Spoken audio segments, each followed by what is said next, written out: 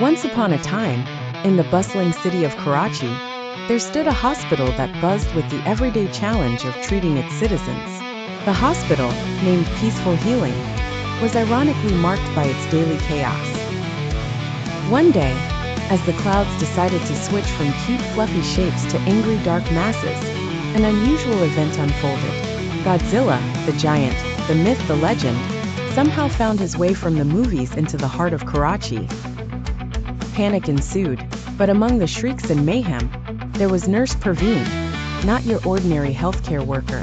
Nurse Parveen, as resilient as a surgical mask at a dentist's convention, was known for her no-nonsense attitude.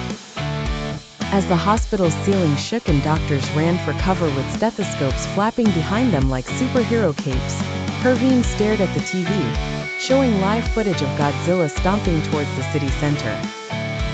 If the city needed saving, well, Nurse Parveen decided she should be the one to dish out the remedy.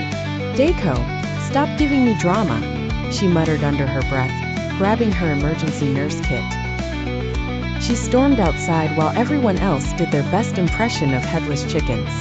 "Godzilla needs an injection of sense," she thought, strapping on a pair of ridiculously large rubber gloves. As the giant lizard approached the hospital, thrashing cars and eating billboards, as if on a cheat day of its subway diet, she flagged down a truck. The driver, in awe of this fearless lady, stepped out faster than tea warms up cold hands. Climbing into the truck, Nurse Parveen did not even stir as Godzilla stopped, and turned its reptilian head with what could only be described as a "what in the world" look. Revving the engine like she was auditioning for Fast and Furious Islamabad Drift, Parveen shouted, "You beast! You think you can just waltz around crushing things? I challenge you." Driving around Godzilla's feet in circles, her fearless taunting seemed like hen trying to bully a dragon. But amidst her amusingly aggressive approach, something unexpected happened. Godzilla's foot hit the truck. It sent Parveen into a space-worthy parabolic arc.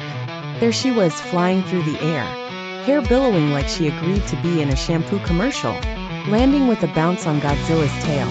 A bit sore but mostly okay. Parveen thought quickly.